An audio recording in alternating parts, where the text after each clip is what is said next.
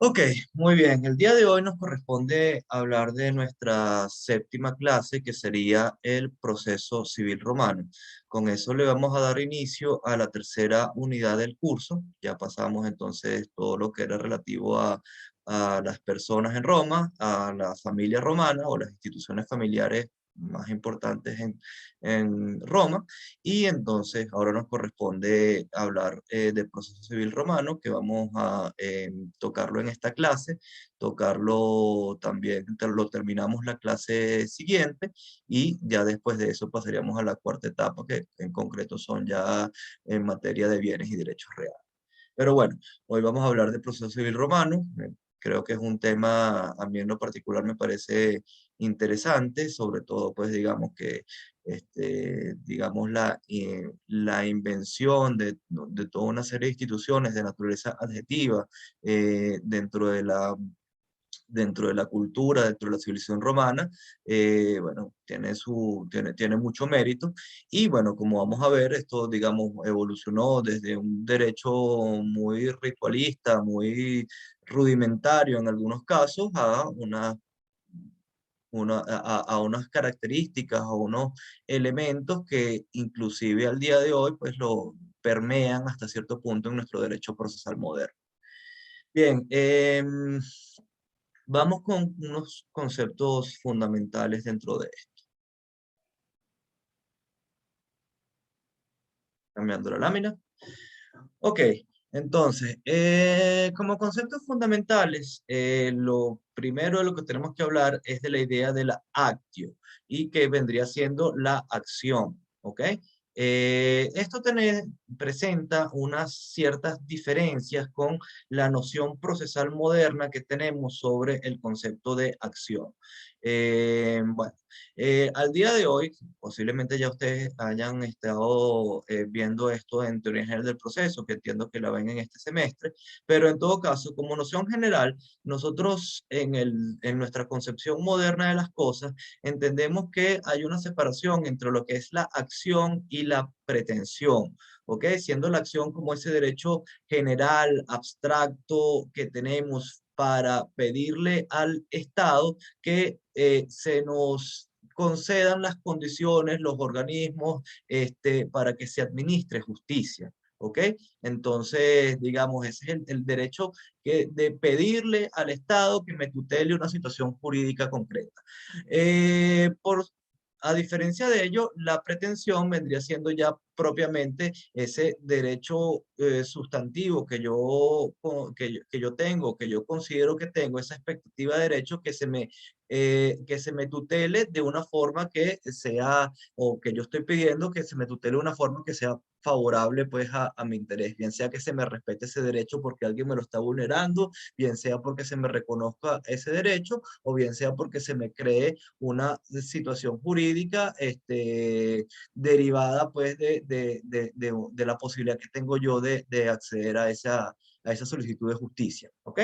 Entonces, sin embargo, volviendo pues al tema de Roma, digamos, no existió esa división, ese concepto en forma autónoma y general de la acción, sino que los romanos entendían pues que a cada derecho sustantivo concreto, cuando ese derecho era vulnerado o era amenazado su violación, o de alguna manera pues el titular de ese derecho tenía que hacerlo valer frente a otro, eso era prácticamente una misma faceta del derecho subjetivo. O sea, tú tenías por cada uno de esos derechos que tuvieran pues en tu patrimonio, en tu persona, si había alguna amenaza de conculcación o una vulneración efectiva del mismo, entonces era desde la óptica de ese mismo derecho que se ponía, como decirlo, pues un poco poéticamente, ese derecho entraba en pie de guerra, pues a debatir frente a otro. ¿Ok? Por consiguiente, entonces tenemos que entender que cada derecho subjetivo tenía una faceta subjetiva, una faceta adjetiva, una faceta procesal. Entonces, digamos, el derecho de propiedad sobre una determinada cosa, cuando esa propiedad era desconocida, era vulnerada, entonces era ese propio derecho de propiedad lo que entraba, pues, o tenía íncito en sí mismo la posibilidad de ser defendido ante los tribunales. ¿Ok? La otra, digamos, la otra acepción que tendría la palabra de actio en esto es que se entendía como el acto inicial del proceso. En la terminología moderna hablamos de demanda y esa demanda contiene una acción y una pretensión, como ya les dije, pues primero eh, el poder jurídico que uno tiene de exigir al Estado que te tutele la situación jurídica concreta y al mismo tiempo que la tutele dentro de los términos o con tienes la expectativa de que se tutele de la forma que tú estás pidiendo. ¿Ok? ¿Alguna pregunta hasta aquí? Bueno, si no es así, continuamos. Como contraposición a la actio, tenemos la exceptio, que ya le correspondería pues un concepto de ejercicio propio del demandado, pues aquella persona contra la que se le interpone la acción. Entonces, ¿qué significa la exceptio? Es el acto jurídico dentro del proceso que pretende extinguir o paralizar la actio, paralizar pues ese derecho que está intentando ejercer determinada persona ante los tribunales. Ahora bien, esto es la exceptio como tal, es distinto a las defensas de fondo, a las defensas en contra del derecho sustantivo que pudiera estarse alegando. Entonces, una exceptio, una excepción, podría ser, bueno, es que yo no te pago porque esa deuda está prescrita. En cambio, pues otro tipo de defensas que no es excepción es, bueno, yo no te voy a pagar completo los 1000 que me estás pidiendo porque ya yo te pagué 500. Entonces lo que te debo realmente son 500. Entonces, para visualizar el concepto, la idea es que la exceptio es ese acto de defensa en sentido amplio pero es tendiente a paralizar o extinguir los efectos de la acción en sí misma y no necesariamente contra el derecho sustantivo que está incluido en esa acción. Otro concepto importante sería el de jurisdictio, ¿ok? Jurisdictio, de donde deriva pues nuestra noción moderna de jurisdicción, es esa idea de dar justicia, de administrar justicia. Esto se entiende pues que es un poder que administra o que es prerrogativa del Estado administrar justicia.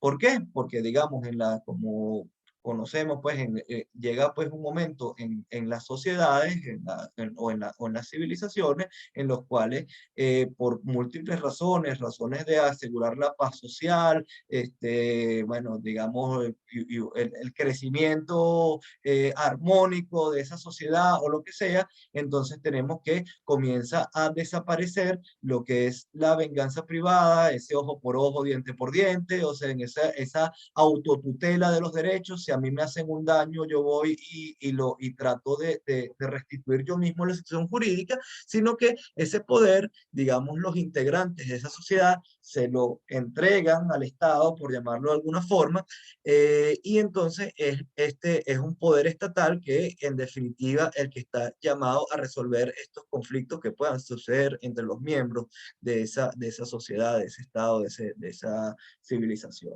¿correcto? Entonces, la idea es que cuando otorgarlo como un poder, una función estatal, implica que se está proscribiendo, que se prohíbe hacerse justicia por la propia mano, o sea, la venganza privada, etc. ¿Ok? Entonces, dentro de esa noción estaría pues que ese concepto jurisdiccional es una función poder estatal. Ahora bien, relacionado con este concepto tenemos el de judicium. Ya el acto de judicium es, digamos, el juzgamiento, en el caso concreto, la determinación de quién tiene la razón, de cuál es el particular al que debe tutelársele el derecho subjetivo que está alegando en el caso concreto. Entonces, la jurisdicción tiene que ver con esa función de administrar justicia y el judicium tiene que ver ya con el acto de juzgar, en el caso concreto, a quién le corresponde un determinado derecho. ¿Estamos claros hasta allí?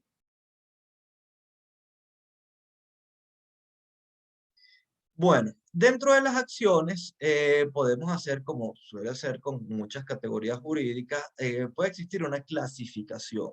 Y usualmente, como ya ustedes deben estar acostumbrados en sus estudios, pues a veces suelen haber muchas, múltiples clasificaciones, múltiples criterios de clasificación para determinada institución jurídica. Aquí estoy trayéndoles pues una selección de las clasificaciones que entiendo que son las más comunes o las más relevantes o las que tienen una de alguna manera una implicación conceptual o práctica que nos interesa. Entonces, la actio romana por el objeto podía ser dividida en las actio in rem, que son las acciones relativas a derechos reales, o sea, aquella relación directa e inmediata que tiene un sujeto con un bien, una cosa en específico, y las acciones in personam, que son relativas a los derechos de crédito, a lo que tiene que ver pues con el campo de las obligaciones, aquellas relaciones jurídicas donde existe un acreedor y existe un deudor. Otro criterio de clasificación sería por la vigencia o digamos el periodo de tiempo en el que puede ser ejercitable esa acción. Y tenemos entonces acciones que se clasifican como temporales, las cuales están necesariamente sometidas a un lapso de prescripción, a un tiempo útil, a un lapso de tiempo útil en el que la misma se puede ejercer, y las acciones perpetuas. Las acciones perpetuas, como su nombre lo indica, al principio no eran sometidas a un lapso de prescripción, o sea, eran imprescriptibles. Podían ser ejercidas en cualquier tiempo. Por supuesto, esto tiene unos límites, unas limitaciones hasta ciertos puntos naturales, porque al fin y al cabo una persona o el titular de esa acción la puede ejercer, o es razonable que la ejerza en un determinado periodo de tiempo de vida. O sea, supongamos pues una acción que se fuera a ejercer 100 o 150 o 200 años después, cuando ya prácticamente no estaba vivo nadie de los que participó en esa situación jurídica, o los responsables de esa situación, etcétera, sería como un contrasentido. Entonces, incluso en el derecho moderno, cuando entendemos que existe una imprescriptibilidad, estamos hablando de una situación en la que no existe un periodo legalmente específico de tiempo, pero hay unos constreñimientos naturales digamos, de la propia vida de las personas y de los sujetos que puedan participar en esto que hacen que siempre exista pues algún límite de accionar.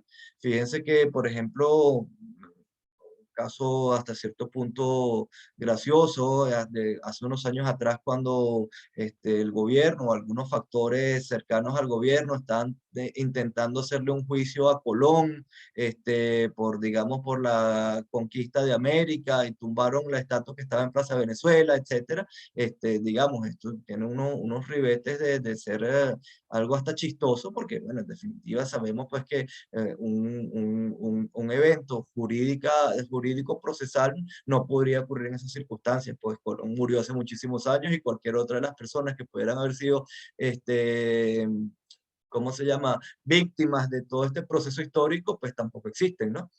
Pero bueno, esto me estoy disgregando. Lo cierto es que las acciones perpetuas en principio serían imprescriptibles. Luego, partiendo pues de esa premisa de que realmente y en función de la seguridad jurídica, que esto por más que sea un lapso distendido de tiempo, tiene que tener un fin. Entonces, a partir de el emperador Teodosio, se entendió que estas acciones estaban sometidas a un lapso máximo de prescripción de 30 años, lo cual, digamos, es un tiempo bastante razonable, ¿no?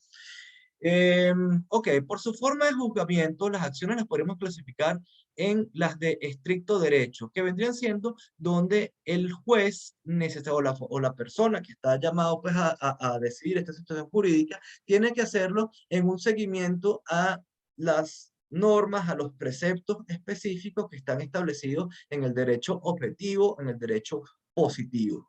En contraposición a esto tenemos las acciones de bona fide o de buena fe. ¿Esto qué significa? En algunos supuestos existe la posibilidad para el jugador de alguna situación jurídica de este estilo que pueda darle una resolución a la controversia a través de lo que considere más justo, más equitativo, digamos, no exactamente, pues a veces eliminando pues los rigores o el formalismo que pueda existir en el ordenamiento como tal.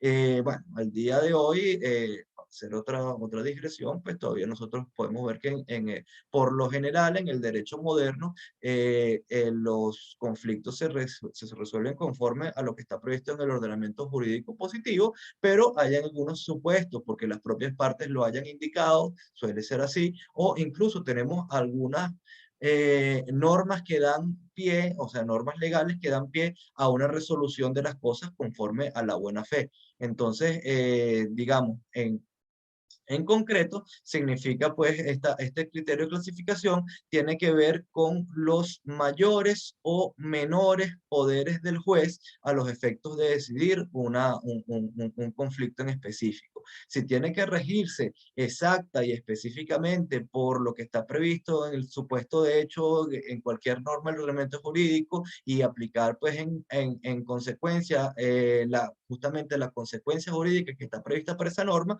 o si existe una cierta posibilidad de ponderar una solución que considere justa, que considere equitativa, más no necesariamente amparada en una norma específica. Muy bien. Por su fuente podemos ver que las acciones serían las que están regidas por el derecho civil o una actio ius civile, o sea que vendría siendo que el poder normativo, la exigibilidad de esto deviene justamente de esa naturaleza y esas características del derecho objetivo positivo, y también tenemos como por su fuente las actio ius honorarium. Como ustedes recordarán, pues tenemos ese derecho honorario, ese derecho pretoriano que está, y en este caso, pues son, digamos, son acciones que fueron eh, desarrollándose dentro de este contexto de la labor de los pretores, de los magistrados, que como hemos visto, pues en otras oportunidades, hemos dicho que este derecho pretoriano vino de alguna manera a armonizar o a complementar algunas deficiencias o algunas carencias que podía tener el derecho civil. Ok, pasamos la lámina. Y en concreto vamos a hablar dentro de esas acciones del derecho honorario, esas acciones pretorianas, donde podemos decir, no, complementar lo que ya dijimos, en que no, estas tienen su basamento o su autoridad o su exigibilidad, no tanto pues en lo que dice la ley, sino efectivamente en la propia autoridad, en el propio poder jurídico que tiene el magistrado, que tiene el pretor, por su investidura de ser el funcionario encargado de impartir justicia en nombre del Estado. Aquí estoy hablando en algunos momentos en forma de pretor y magistrado de forma indistinta, por lo siguiente, bueno, digamos, el funcionario judicial, digamos, republicano, encargado de impartir justicia, se denominaba pretor. Ahora bien, estamos haciendo la inclusión aquí también de en etapas posteriores del derecho romano, donde sabemos pues sobre todo en la etapa imperial, resulta pues que la administración de justicia fue cada vez migrando más a funcionarios o designados por el propio emperador. O sea, el emperador podía tener estaba dentro de sus potestades o estaba dentro de, de esa concentración de poder, la posibilidad de impartir justicia, la podía delegar pues a sus gobernadores, a sus funcionarios de la rama ejecutiva, por utilizar una terminología moderna, y al mismo tiempo estos podían subdelegarla también. Entonces, estos magistrados en general, o todos esos integrantes del poder público que tenían facultad de administrar o de dirimir conflictos, lo podemos llamar pues ya en esas etapas posteriores bajo el término genérico de magistrado. ¿Ok? Bueno, dicho eso, tenemos que las acciones pretorianas las podemos clasificar en las acciones útiles, que serían básicamente las acciones que tenían una analogía a las que ya existían en el ius civil. Lo que pasa es que en estos casos el pretor aplicaba justamente esa solución jurídica que ya estaba prevista en el ius civile a situaciones o a relaciones que no necesariamente estaban regidas por las limitaciones que ya hemos visto, pues, sobre estatuto personal, entre las personas que son ciudadanos frente a los que no son ciudadanos, o relaciones de extranjeros con extranjeros. Entonces, vamos a suponer una situación que el ius civile regía de una forma específica que se consideraba pues que era la más justa al caso concreto, pero suponiendo que no pudiera aplicar el ius civile, ese magistrado, porque una de las partes era un peregrino, un latino, que no tuviera pues esos derechos derivados de la ciudadanía, entonces dije, bueno, ¿qué voy a aplicar? Una situación, una solución distinta a la que ya tiene el derecho que nos parece lógica. No, lo que hace el poder del magistrado es decir, bueno, lo que dice el derecho civil a través de mi propia autoridad, lo vamos a cumplir también en este caso concreto. Entonces, eso vendría siendo lo que sería la conceptualización de esas acciones útiles. Tenemos también lo que se llaman las acciones ficticias. Las acciones ficticias no significa en este caso que sean de mentira, ¿ok?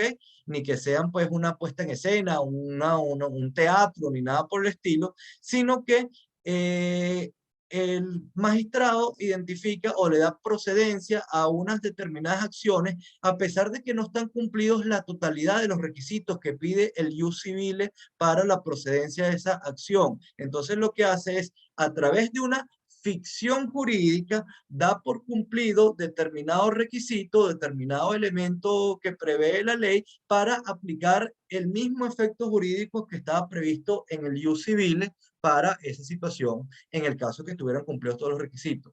Para ponerle un ejemplo, eso lo vamos a ver un poco más adelante cuando hablemos de propiedad, pero suponiendo que hubiera una adquisición de la propiedad por uno de los por un camino distinto a lo que estaba previsto en el ius civile, podía posteriormente el magistrado acordar o constituir pues ese derecho de propiedad a través de la figura pues de la usucapión, de la prescripción adquisitiva del bien. Pero en esos casos, ¿cuál es la ficción? La ficción era que se daba por cumplido el lapso de tiempo que pedía el ius civile para que pudiera, de posesión, para que ese bien pudiera ser adquirido. En estos casos, pues como ya existía un acto jurídico de traslado de la propiedad, aunque no fuera un acto jurídico reconocido con las formalidades del ius civile, el magistrado lo que hacía era decir, bueno, voy a dar la propiedad conforme al derecho civil en base a la posesión que tiene ya ese sujeto.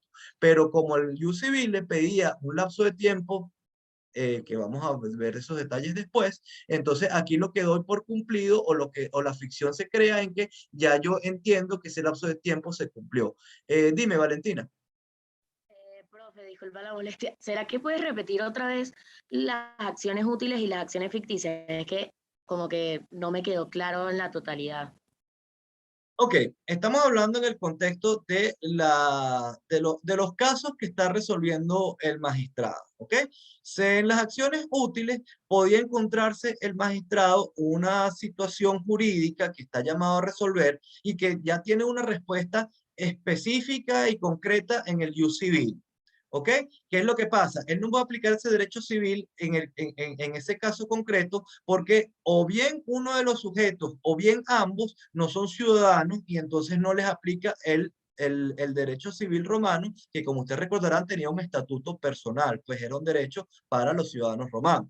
Entonces, ¿qué es lo que hace el pretor? Dice, bueno, voy a aplicar la misma situación jurídica aún a sabiendas de que, o por analogía, por decirlo así, aún a sabiendas, pues, de que a estos sujetos o a alguno de ellos no les aplica el ius civil. ¿Ok? Entonces, son acciones que son exactamente iguales a las que ya existen en el ius civile, que el magistrado no puede aplicar el ius civile por alguna razón y lo que crea entonces es una acción derivada de esa autoridad judicial, pero que es exactamente igual a la que existía en el ius civil. ¿Ok? Las acciones ficticias tienen la diferencia de que pudiera ser que no están cumplidos en el caso concreto algunos de los elementos, algunas de las características, algunos de los detalles que el derecho civil pedía para la procedencia de esa acción. ¿Qué es lo que ocurría? El magistrado, en base pues de ese poder jurisdiccional que tiene por su propia investidura de magistrado, dice, bueno, aquí en este tipo de acciones yo doy por cumplido o yo doy por determinado ese requisito o ese elemento faltante y le aplico el mismo efecto jurídico que está previsto en el Ius Civile para esas acciones. ¿Ok? Y por último tenemos las acciones infactum, perdón, o acciones de hecho, que son, digamos, las que el magistrado crea para supuestos que no estaban previstos en el Ius Civil. ¿Ok? Entonces, ¿qué es lo que ocurre? Pues evidentemente entre la multiplicidad de relaciones o situaciones específicas que podían ocurrir entre las personas, entonces tal vez el derecho civil a veces no tenía una solución específica para ese tipo de cosas, pero el magistrado frente a un caso concreto está llamado a resolverlo. Entonces, a falta determinando que existe esa laguna o esa deficiencia del ius civile, entonces el magistrado creaba pues una solución jurídica o creaba un procedimiento, una forma pues de ejercicio de esto, o bien una solución jurídica que no estaba prevista previamente en el ius civil. Entonces, digamos, aquí en estos casos propiamente estamos viendo que la obligatoriedad de lo que resolviera allí, entonces derivaba pues justamente no tanto de que existiera una ley preexistente que lo ordenaba así, sino de la propia autoridad del magistrado. Por supuesto, estas acciones, una vez que un magistrado creaba pues un supuesto de esto y decidió un supuesto de esto, si se volvía a producir entre otros sujetos un supuesto similar, pues ya estaba de alguna manera creada esa acción pretoriana que podía volver a utilizar ese magistrado en un caso futuro. Se estaba creando de alguna manera un precedente, no solo en cuanto a la decisión, sino en cuanto al arquetipo procedimental, por llamarlo de alguna forma, pues a la forma de arribar o de manejar ese procedimiento para que se llegara a esa decisión. ¿Está más claro así? Sí, profe, perfecto, ya entendí todo. Ok, entonces, en función de esto de las acciones útiles, ficticias, in factum, es que se dice, pues hemos afirmado en estas clases, y bueno, así está puesto en la doctrina, que el derecho honorario vino a suplir tanto las lagunas, las limitaciones que podía tener el ius civile, pues en muchos casos, y así como a crear las interrelaciones necesarias entre ese ius civile de estatuto personal únicamente para romanos y el ius gentium, pues, o esa categoría de derecho que era de alguna manera llamado a interceder, pues, de una forma más amplia entre las relaciones entre los diversos sujetos que podían, digamos, verse vinculados a una determinada relación jurídica. ¿Está claro hasta allí? Ok, dicho eso, vamos a hablar entonces de las épocas o etapas históricas del proceso civil romano. ¿Ok?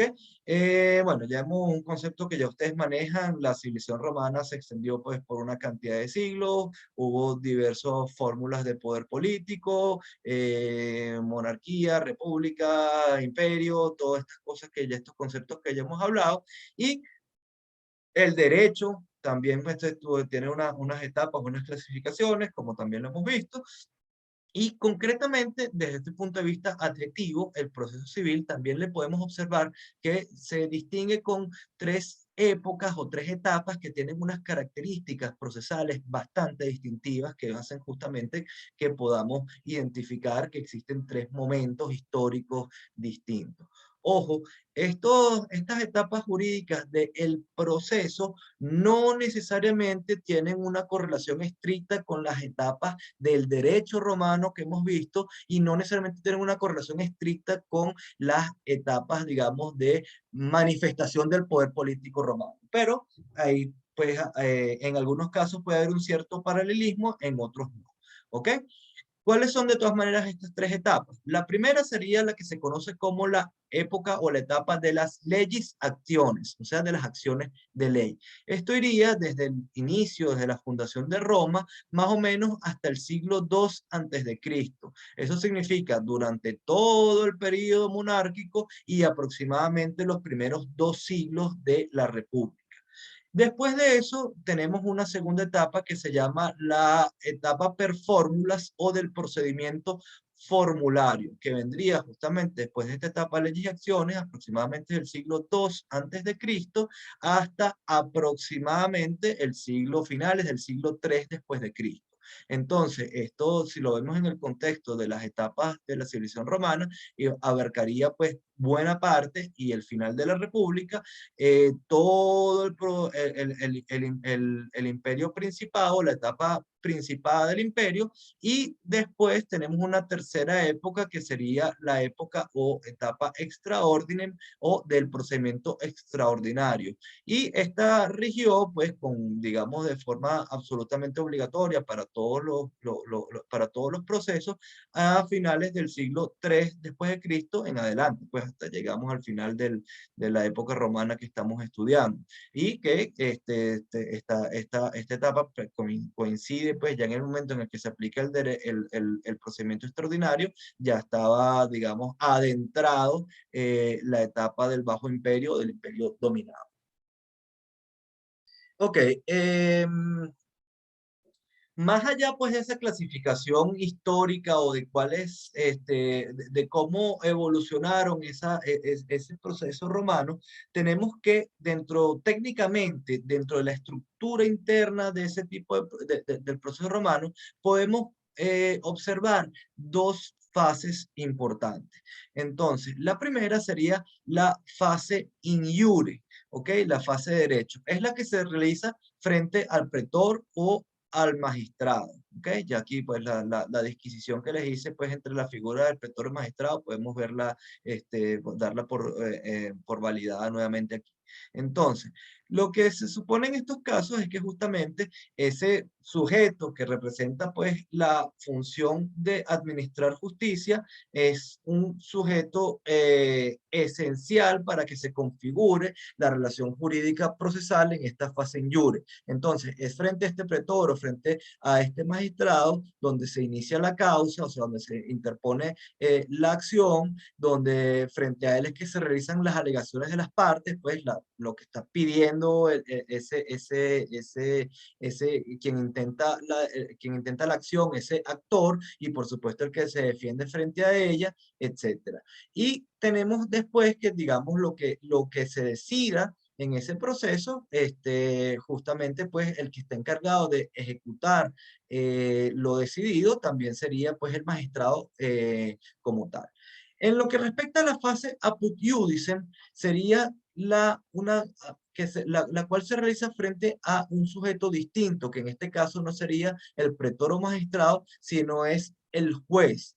¿Quién es el juez? El juez en este contexto es un ciudadano privado, no está investido de imperium, de poder público, sino que es la persona que se designa dentro del procedimiento para proceder a determinar en el caso concreto, entonces, quién tiene la razón. Fíjense que esto está bastante relacionado con los conceptos iniciales que ya hablamos en la clase de lo que sería la jurisdicción del judicium, ¿ok?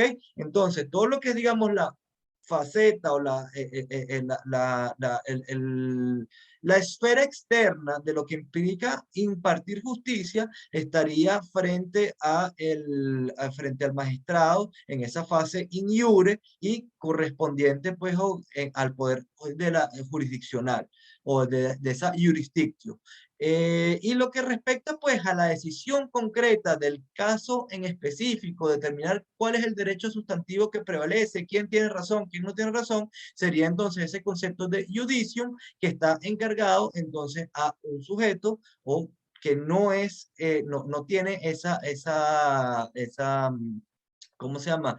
No está revestido de ese poder público. Entonces, la noción del juez en derecho romano es más parecido a lo que pudiéramos ver en este momento a un árbitro, digamos, dentro de los procesos de lo que vendría siendo arbitraje, o incluso a un jurado, en esos procesos penales, pues que bueno, aquí es un poco más limitado, aunque está prevista la figura, o estuvo prevista la figura hace unos años atrás, pero por ejemplo lo que vemos en las películas, que entonces son ese tribunal de varios ciudadanos que son los que determinan si existe pues la culpabilidad, la responsabilidad o lo que se trate, entonces, y frente al juez técnico, pues al juez de derecho, que es el que establece pues las cosas más específicas, siguiendo pues ese paralelismo de derecho anglosajón que vemos en las películas, que es fácilmente identificable para todos nosotros. Entonces pues el jurado viene y es el que dice, bueno, sí, es culpable, es inocente, y en función de eso el juez entonces es el que determina la sentencia, etcétera. Entonces, bueno, haciendo ese gráfico para entender un poquito mejor esto, podemos verlo así. Justamente la función de impartir la justicia al caso concreto estaba de manos de un juez que no era, pues, era un sujeto distinto al magistrado y que eran elegidos por las partes. Entonces, una vez que, digamos, se realizaban los actos procesales iniciales, las alegaciones, etcétera, frente al magistrado, ese magistrado le pasaba la causa, le pasaba el proceso a un juez que en definitiva frente a él se hacía la parte probatoria que hubiera sobre el juicio y es el que tomaba la decisión. ¿Ok? ¿Estamos claros hasta aquí?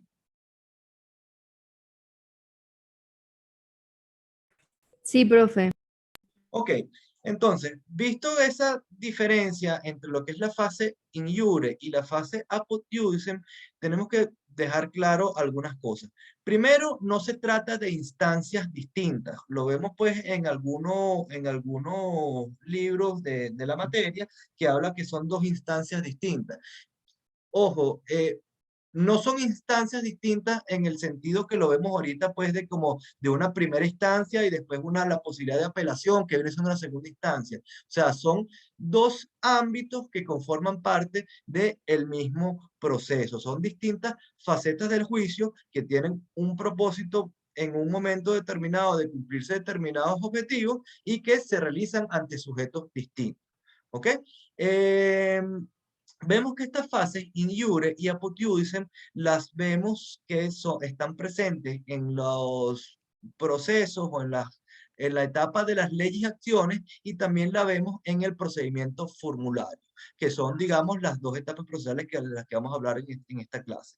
En la última etapa, en la etapa del procedimiento extraordinario o extra ordinem, se diferencia de estas dos anteriores en que existe únicamente una fase in iure, en el sentido de que todas las actuaciones procesales de ese juicio en específico se llevan frente al magistrado. O sea que ya eso lo vamos a especificar o lo vamos a ratificar más adelante, pero digamos, en la fase extra ordinem desaparece la fase apud iudicem, desaparece ese poder delegado a los ciudadanos de que decidan pues el caso concreto, y solo existe pues una fase in iure frente a ese funcionario puesto específicamente por el Estado con potestad de imperio para hacer las cosas. Pero como les digo, ya cuando volvamos a hablar de la fase extraordinaria recordamos eso. Por lo pronto, lo que sí quiero que tengamos presente es que esta fase in iure y esta fase apud iudicem existía en los procesos que fueron creados durante la etapa de leyes y acciones y también en los procesos formularios. ¿Ok?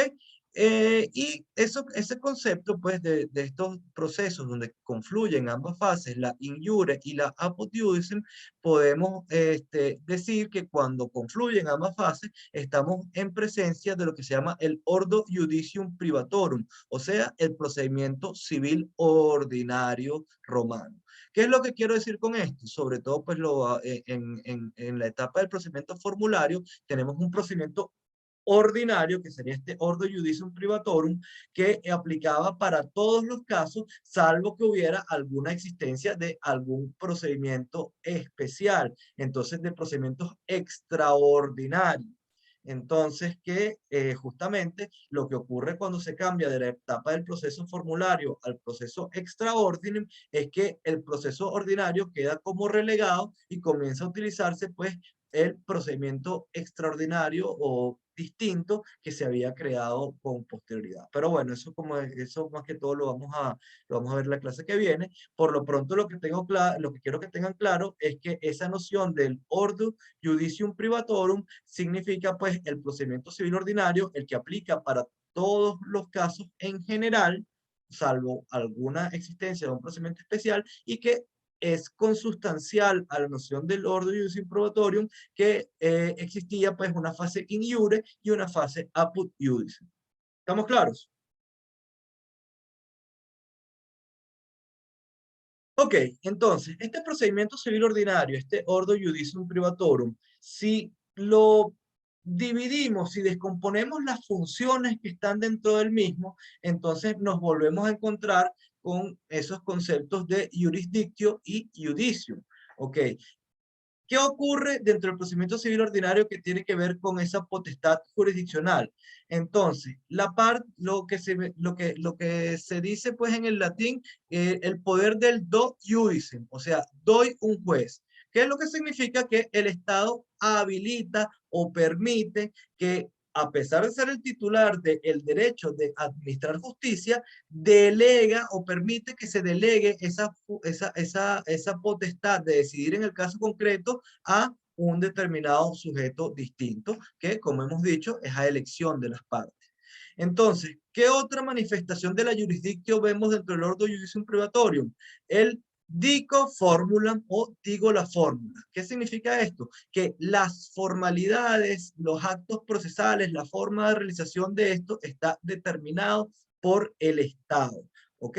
Entonces, durante la etapa de leyes y acciones se cumplen unas determinadas formalidades frente al magistrado, que ya vamos a ver, pues, que son de naturaleza ritual prácticamente, y en la etapa per fórmula, esta idea de digo la fórmula lo que implica es que el funcionario judicial, el pretor, el magistrado, es el encargado de encauzar el procedimiento a través de un documento macro, por llamarlo así, que se llama la fórmula, que entonces es lo que le da una instrucción al juez de sobre qué tiene que decidir, frente a qué tiene que decidir, una serie de circunstancias. Eso vamos a verlo también con más detalle un poquito más adelante en esta clase.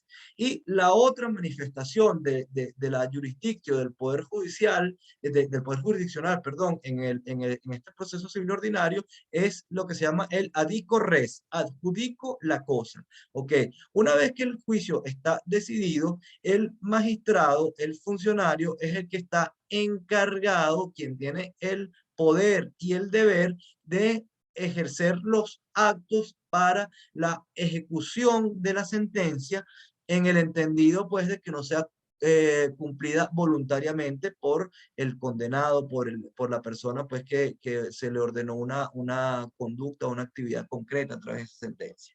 ¿Ok? Entonces, ¿cuál es la manifestación que vemos del judicium en el ordo judicium privatorum? Que es el juez, como ya hemos repetido bastantes veces, este ciudadano común, este árbitro, y no el magistrado, el que debe pronunciarse sobre el mérito, sobre el fondo, sobre la procedencia de lo demandado en el caso concreto. Entonces, si vemos esto haciéndolo pues ya en un entorno, digamos, completo, sería el Estado es el que establece cuáles son las fórmulas, los procedimientos que deben cumplirse y eso se realiza frente al magistrado.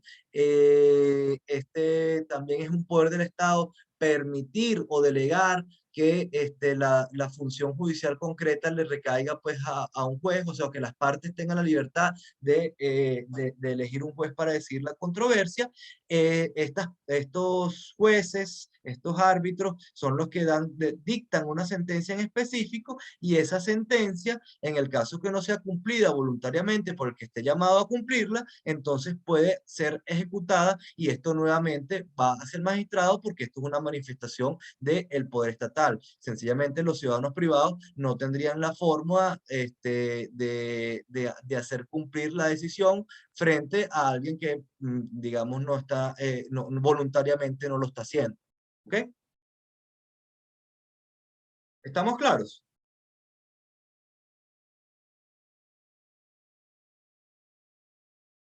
¿Alguna duda? ¿Estamos bien? Yo entiendo que estos conceptos a veces son un poco complicados, por eso les estoy haciendo la precisión de si hay algo que tengamos que aclarar.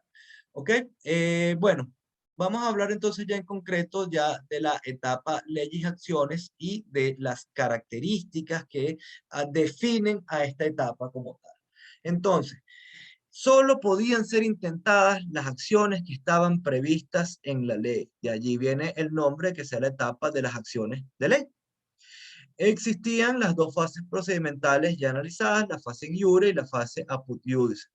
Era un derecho para los ciudadanos romanos. Esto derivaba de la ciudadanía. Recuerden que hablamos del jus actionis, pues que era solo para los romanos o solo para los ciudadanos romanos estaba la posibilidad de ejercer, de defender sus derechos o de que se les reconozcan sus derechos a través del procedimiento romano. ¿Ok? De los procesos romanos, del tribunal romano, del Estado romano, con las salvedades de lo que ya de lo que ya dijimos en cuanto a de las acciones pretorianas, etcétera, que digamos ya es una construcción posterior. Pero en sus inicios, esto era un derecho exclusivo de ciudadanos romanos, el ius civilis, el ius quiritarum, y por supuesto la defensa de un derecho subjetivo concreto dentro de ese contexto era un derecho exclusivamente romano.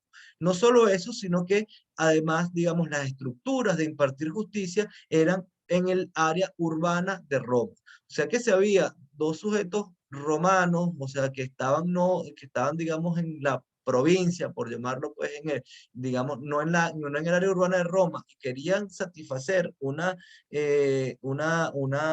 conflicto, un litigio que tuvieran, esto tenían que hacerlo, pues, directamente en el área urbana de Roma, que, digamos, por consideraciones prácticas, pues se entiende que eso estaba en la estructura, pues el pretor, etcétera, hasta que, bueno, llegó un momento en el que se crearon los pretores peregrinos, que eran los que iban, digamos, de un lado de otro, impartiendo, pues, justicia, llevando a cabo los procedimientos, etcétera. Pero en un momento inicial, entonces, en esta etapa de leyes y acciones, se litigaba netamente, pues, en lo que era la urbe romana.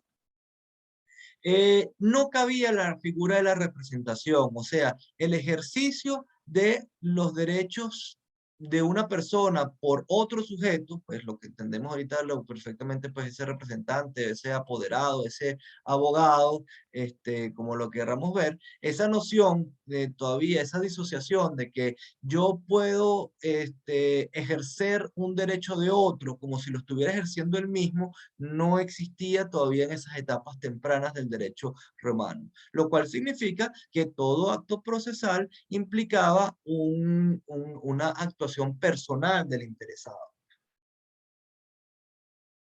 Perdón. Como otra característica tenemos que existía una abundancia y un rigor de solemnidades, formalidades que existían tanto de ritos puestas en escena, palabras rituales, etcétera, que tenían que cumplirse. Y los procesos eran netamente orales. Por supuesto, tenemos que pararnos pues en esa etapa histórica de hace 2700 años atrás, 2500 años atrás, donde evidentemente la forma pues de la escritura todavía era algo hasta cierto que no estaba al alcance de la mayor parte de las personas, por lo cual entonces justamente se empleaba la oralidad. Y acompañado de su oralidad para que, digamos, pudiera entenderse frente a las partes, frente al juez, frente a la sociedad en general, los actos jurídicos que se estaban haciendo, a veces pues estaba revestido de una serie de cosas específicas que había que hacer para que no hubiera ningún tipo de confusión de que se estaba pues en un acto formal de un proceso y no pues en cualquier otro tipo de situación de la vida, ¿no? Entonces, sin embargo, pues esto implicaba una rigurosidad en estos actos rituales por ejemplo, pues había unas oraciones, unas fórmulas sacramentales que había que utilizar específicamente y si no se utilizaban de la forma que estaban, que había que decirlas o se empleaban mal, entonces se podía perder el juicio, bueno, digamos, una cosa muy formalista y muy de seguir determinados encuadramientos, ¿no? La otra cosa es que solo los actos procesales podían hacerse en días fastos. Los días fastos que, digamos, si le hacemos paralelismo a la noción actual serían en días hábiles, pero quienes establecían cuáles eran los días fastos y los días nefastos, bueno, tenía que ver con una noción, nociones religiosas, etcétera, era digamos, un calendario que establecían, pues, que se establecía clericalmente, etcétera. En definitiva, pues, lo que tenemos que tener claro es que estos actos procesales solo se podían realizar, o por regla general, solo se podían utilizar o emplear o realizar en momentos en los cuales, pues, conforme a esos calendarios eclesiásticos, por llamarlos así, se establecía, pues, que era un día propicio para realizar cualquier acto de la vida jurídica, ¿no? O bueno, de la vida, inclusive de la vida en general. Otra cosa que es característico de esta etapa de leyes y acciones es que el resarcimiento que pudiera producirse en ese proceso era pecuniario, pero únicamente por equivalente o también sanciones corporales. No había un resarcimiento pecuniario en especie. ¿Y a qué me refiero con esto?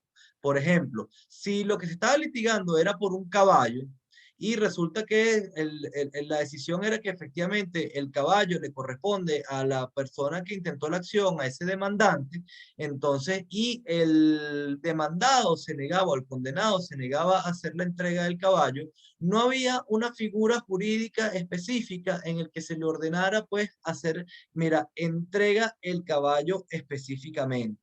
¿Ok? Sino lo que había, pues, bueno, frente al incumplimiento de este sujeto, entonces lo que puede hacer es que se pague, que él está obligado a pagar, pues, el valor en dinero, el valor equivalente de ese caballo, y o en el caso de que no lo haga, terminará, pues, sometido, pues, a unas sanciones, a unos perjuicios de naturaleza corporal, pues, o sea, unas penas, unas penas que, bueno, ya vamos a ver cuando vayamos a ver lo que se llama la manus injectio. Pero, digamos, esa figura de decir, bueno, tengo un mecanismo jurídico para hacer efectivo el cumplimiento de la obligación, exactamente como ha sido contraído, o sea, entrégame el caballo, o si se trató de una obligación de hacer, pues, bueno, píntame esa pared que no me has pintado, no había un camino específico para hacer eso, sino que el cumplimiento tenía que ser, o, bueno, rezarse con una cantidad de dinero, con una cantidad de bienes equivalentes a esto, o acógete, pues, o te va a ocurrir, pues, una sanción de naturaleza corporal. Bien, ¿estamos claros hasta allí? Ok, las acciones de ley, digamos, en esta etapa de las acciones de ley, digamos, de los documentos que han pervivido desde la época para acá, se conoce que existieron 5 acciones. Si existieron otras adicionales, pues no tenemos mayores noticias de ellas. Sabemos, pues, que existieron estas. Como les digo, pues solo eran ejercitables las acciones que estaban previstas en la ley. Tenemos entonces lo que se llama la legis actio sacramento, la legis actio per iudicis arbitrivi postulationem, tenemos la legis actio per conditionem, la legis actio per manus injectionem y la legis actio per pignoris capionem. Esto, bueno, por supuesto suena muy trabalengua, ya vamos a irlas viendo una por una para tratar de fijar mejor, pues, cada una de estas. Entonces, lo primero que podemos decir es que las primeras 3, o sea, sacramento, per iudice y condiciones, son acciones tendientes a determinar la existencia o no del derecho que se está debatiendo. O sea, decir, bueno, efectivamente el dueño del caballo es esta persona le debe un dinero al otro, etc. Entonces, eso es lo que técnicamente se denomina que son acciones de naturaleza declarativa, o sea, tendientes a determinar la existencia o alcance, pues, del derecho que se está alegando, o si ese derecho no existe, por supuesto. En cambio, las dos últimas, la de per manus injectionem y la per pignoris capionem, son acciones ejecutivas. Vale decir, una vez que existe ya ese derecho declarado, determinado, y el condenado a los mismos no está cumpliendo voluntariamente, se utilizaban estas acciones para lograr esa presión, ese cumplimiento coactivo por parte de ese sujeto. Bien, cambio la lámina. La primera que tenemos es la legis actio sacramento. Eh, este tipo de leyes actio aplicaba tanto para el ejercicio pues, de acciones reales o acciones personales, o sea, el conflicto sobre bienes, sobre la propiedad o sobre alguno de los elementos pues, de esas relaciones que pueden existir entre una persona y una cosa, o sobre lo que sería el campo del derecho, de los derechos del crédito, de los derechos de las obligaciones. ¿Ok? Eh, en lo que respecta pues al uso de la legislatio como una acción real, se conoce pues con bastante detalle en la doctrina las formalidades que se cumplían para esto. En lo que respecta pues a las acciones cuando eran de derechos de crédito, no están tan claras algunas partes de esas formalidades o esos ritos. Se entiende pues que haber sido algo más o menos similar a cuando se utilizaban las acciones reales, pero bueno, como les digo, no está tan claro. Entonces, las explicaciones que les voy a dar aquí tienen que ver primordialmente cuando este tipo de leyes actis se utilizaba justamente en el ejercicio de una acción real. Cosas que sobre todo que son digamos, que se deciden con una determinación jurídica relativamente simple, por lo menos que las personas estaban peleando quién era el propietario de determinada cosa. ¿Ok? Entonces, para esa clase de procedimientos existía pues esta ley actio sacramento. Entonces, ¿cómo se inicia y lo utilizamos esta como, digamos, ejemplificación pues de cómo era el proceso en estas etapas, en esta fase o esta etapa histórica? Entonces, la fase in iure se inicia, por supuesto, frente al pretor, frente al magistrado, con un determinado ritual. Entonces, ¿qué incluye este ritual? Una especie de lucha fingida que existía entre los sujetos que que estaban alegando tener un derecho sobre la cosa. Entonces, la lucha fingida incluía pues un objeto material, utilizaban como una pequeña espada pues de madera o de piedra que se le llamaba la vindicta. Entonces, hacían, como les digo, pues una pantomima de hacer de que estaban batallando, o sea, de que su derecho subjetivo que cada quien alegaba que tenía estaba en conflicto frente al otro sujeto. Entonces, esto podrá parecer pues un poco, digamos, al día de hoy un poco absurdo, pero bueno, en definitiva, como les he dicho, estas formalidades dan a entender que se está cumpliendo pues una determinada función judicial distinto a cualquier otro acto de la vida jurídica y al mismo tiempo yo entiendo que significa pues que hacer esto frente al magistrado y después entonces utilizar unas palabras rituales implica que las partes están haciendo la manifestación de que están renunciando a la autotutela de forma violenta de sus derechos y le están otorgando pues esa potestad o ese poder al Estado a través pues de la figura pues del magistrado, del pretor que se trata. Entonces, una vez que se hacía pues esa parte de esa lucha fingida pues con las espaditas y la cosa, entonces debían las partes ejercer o manifestar unas oraciones o unos textos específicos, pues unas palabras textuales, como se los puse allí. Entonces, a los efectos, pues, de palabras más, palabras menos, donde alguien dice, te demando porque yo soy el propietario de esta cosa. Y el otro diría, pues, esto no es, tú no eres el propietario, soy yo. En definitiva, pues, ahí en los textos pueden conseguirse, dependiendo del libro que sea, pues, exactamente cuáles las palabras textuales o no, pero eso no nos interesa tanto como que hacer entender que a través de estas palabras específicas, de estas formas específicas, se alegaba el derecho o el otro sujeto pues alegaba también pues la existencia de su propio derecho allí. Entonces, si ambas partes estaban alegando la existencia de un derecho sobre la cosa, se procedía entonces a hacer una especie de apuesta, que es lo que se llama el sacramento, y de ahí le viene el nombre a este tipo de legislaciones. Entonces, básicamente los sujetos decían, bueno, como yo me considero el propietario de la cosa, entonces yo estoy dispuesto a poner a apostar, a poner esta cantidad de dinero, de bienes, lo que sea, para para demostrar pues que efectivamente soy el propietario. Y el otro sujeto, si quería seguir adelante con el proceso, tenía que hacer lo propio y también decir, bueno, estoy poniendo también ese dinero allí. Entonces, esto tenía, digamos, varias funciones. La primera de ellas es que, bueno, cada parte que de repente está alegando que tiene un derecho sobre la cosa, formalice la seriedad de su creencia o de la existencia de su derecho, poniendo pues algo, una cantidad de dinero allí adelante. Y por otro lado, servía pues de alguna forma como una especie de caución de que efectivamente se iban a llevar adelante los actos procesales. ¿Qué ocurría con este sacramento, con este dinero que ponían las partes al final del juicio? Entonces, ese sacramento se ponía en manos de los sacerdotes.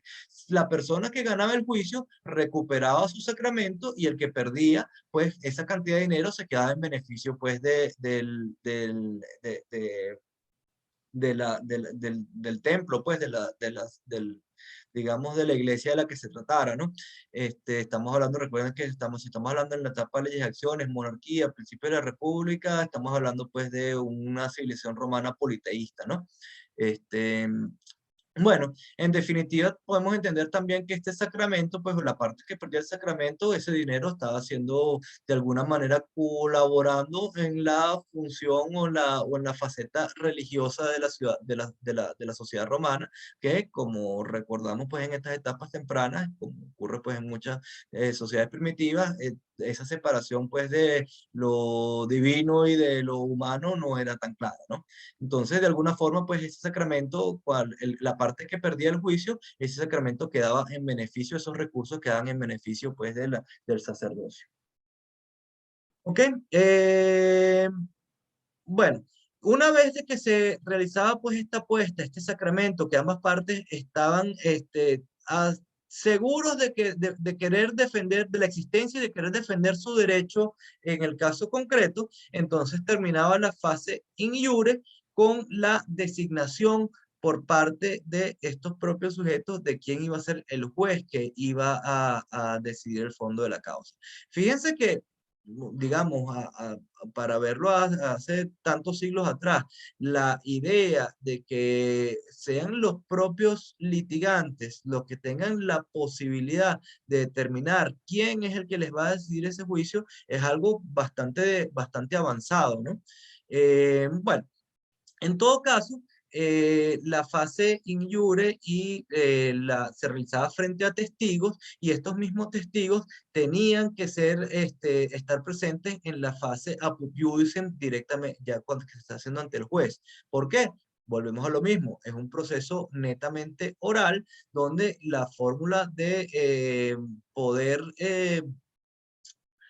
dejar constancia de que los actos de la fase in iure se produjeron era a través pues del conocimiento que tuvieran esos otros sujetos o esos sujetos que estuvieron presentes en esos actos, ¿no? Entonces ya en esta fase in iure se hacían las exposiciones y digamos en concreto de lo que quisieran hacer las partes, las pruebas a las que hubiera lugar pues dentro del primitivismo que pudiera haber, y entonces frente a esos testigos que dejaban constancia de lo que había ocurrido, pues de que se habían cumplido las palabras rituales, que se había hecho la apuesta y todo esto, y en definitiva, entonces el juez procedía a decidir. Si el condenado no cumplía voluntariamente, como ya se lo he dicho en otras oportunidades, se le podía aplicar el procedimiento de la manus injectio, que la vamos a ver después. ¿Alguna pregunta hasta aquí? ¿Cómo que no? Vamos a seguir entonces con nuestra lámina. De las siguientes leyes y acciones que vamos a estudiar, el conocimiento que tenemos es incluso más fragmentario que en el caso de la leyes actio sacramento.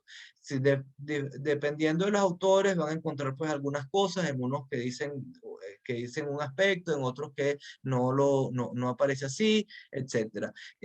Digamos, lo que pudiéramos hacer como una formulación común para que tengamos las características de la figura de cada una de estas sería lo siguiente.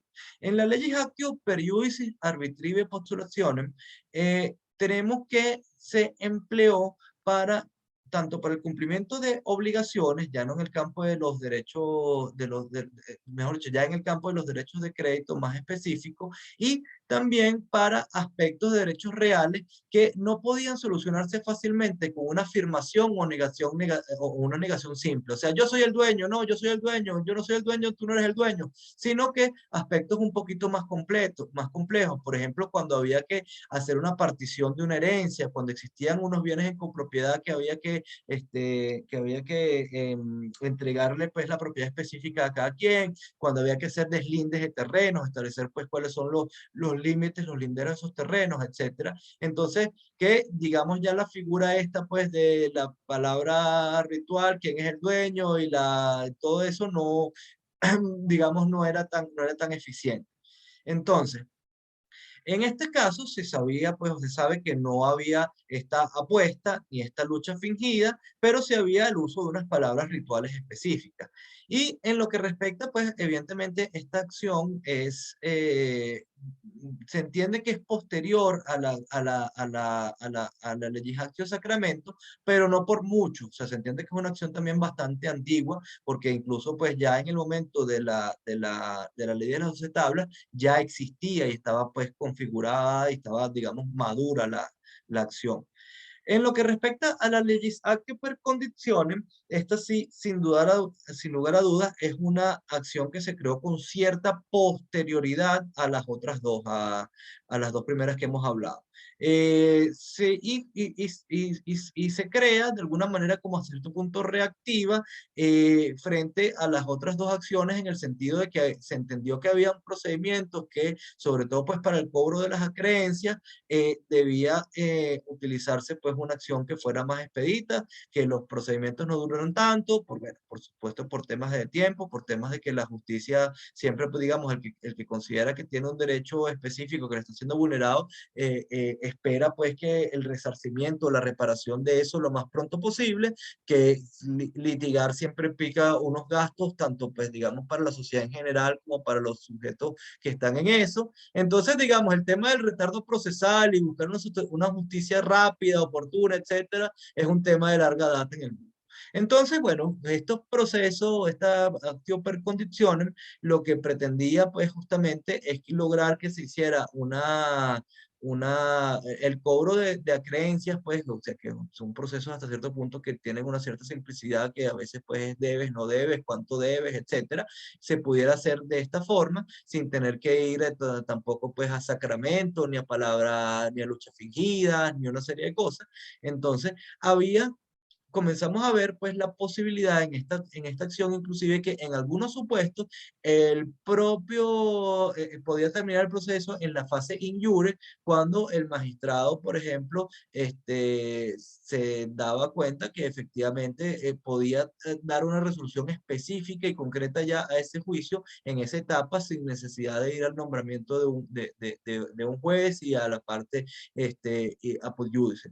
Inclusive, pues algunos autores dicen que cuando efectivamente de todas maneras se iba para la para la fase apud judice, también en este caso los plazos y las solemnidades, etcétera, eran más reducidas, de manera de arribar a una sentencia de un modo más expedito, pues más corto en el tiempo. Bien, ¿alguna pregunta hasta aquí? Bueno, esto, digamos, este análisis de las leyes y acciones es sin pretender ser una profundidad total sobre las circunstancias particulares que pueda tener cada una de estas cosas, es de alguna manera para acreditar cómo inició la concepción romana sobre lo que eran los temas procesales y cómo fue evolucionando. Ok, en lo que respecta, digamos, ya para terminar con estas 5 acciones que hemos dicho que se recuerdan, que tenemos documentación histórica de que existieron, tenemos entonces la legis actio per manus injectionem. Entonces, esto está vinculado con una institución jurídica que se llama la manus injectio, ¿ok? poner la mano, echar la mano. Fíjense pues que en esos conceptos que hasta cierto punto son visuales por parte de los romanos, tenemos entonces la figura de la manus del matrimonio. Esta de alguna manera lo que también implica pues que existe un poder jurídico de un sujeto frente a otro. Entonces, aquí se trata, como ya les dije, de una acción de ejecución de la decisión que previamente se hubiera dictado en alguno de los procesos anteriores o que se hubiera dictado a través de alguno de los procesos anteriores de los que ya hablamos.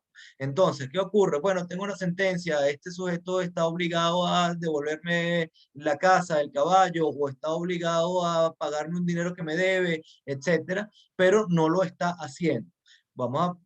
Asumimos, pues vamos a pararnos pues en esa etapa histórica y donde no hay una función de policía, donde no hay, digamos, un registro civil, donde no hay una serie de cosas que te permitan hacer un cumplimiento efectivo y coactivo de lo decidido pues en ese fallo.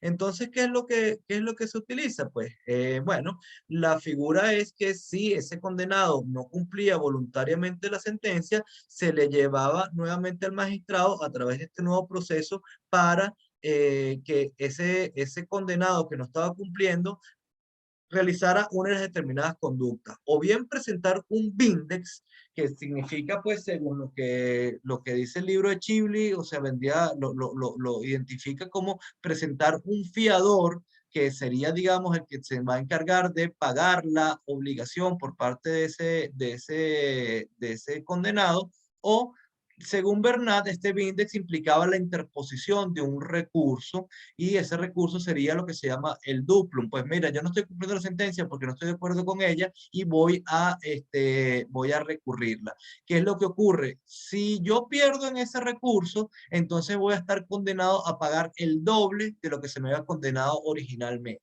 ¿Ok? Yo creo que, digamos, dependiendo de la interpretación que se hace de estos textos, pudiéramos hablar de que en algunos casos si la figura lo que se le pedía pues era el fiador, en otros casos era pues el recurso del duplio, pero es posible que las dos instituciones estuvieran unidas y ahí es donde está la discusión de la doctrina, en el sentido de que no solo se le está pidiendo a ese sujeto un fiador, o sea que para recurrir bajo esa figura del duplo, adicionalmente se le pedía un fiador. ¿En qué sentido? Bueno, está muy bien, tú puedes ejercer tu recurso contra la sentencia y en el caso pues de que ganes, no pagas nada y en el caso de que pierdas pagas el doble. Pero ¿qué garantías tiene ese acreedor de que le van a cumplir incluso con todo ese periodo mientras dura pues la interposición y la decisión de ese recurso? De todas, entonces tienes que tener un fiador, porque si tú no pagas, va a pagar él. Ok, ¿qué es lo que ocurría si este condenado no presentaba el vindex, no se acogía el recurso o alguna de estas situaciones? Entonces, se le producía o el juez ordenaba que operara la manus injecta. ¿Qué significa? Ese deudor quedaba en poder jurídico del acreedor, o sea, perdía una situación temporal de pérdida de libertad, quedaba como cautivo, como preso de ese acreedor. ¿En qué sentido o qué función tenía esto? Bueno, por supuesto, esto era una situación temporal, afín o parecida pues a la esclavitud, en el sentido de que, bueno, se estaba presionando para que ese sujeto, no quieres pagar, pues bueno, te va a pasar esto para que entonces vengas y estés dispuesto a pagar lo que debes, o que venga pues algún familiar, algún tercero, pues alguien que tenga interés de pagar esa deuda por ti y lo haga.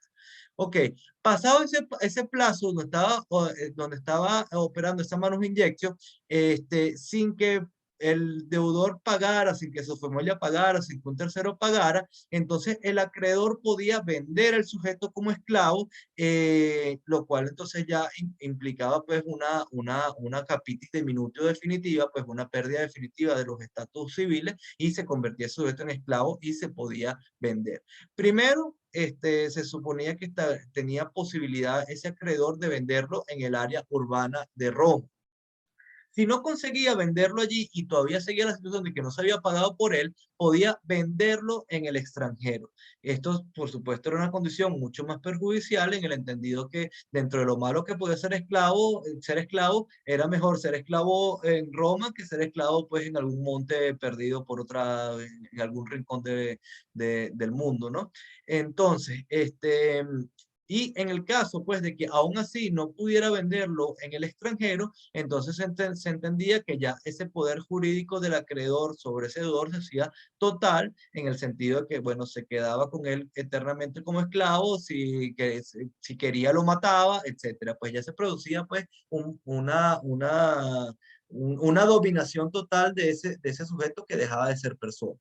Entonces, fíjense pues que las consecuencias de no cumplir la sentencia conforme a la Manus Injectio eran cada vez más severas y justamente la intención era crear pues los mecanismos de presión para que se diera ese cumplimiento por equivalente.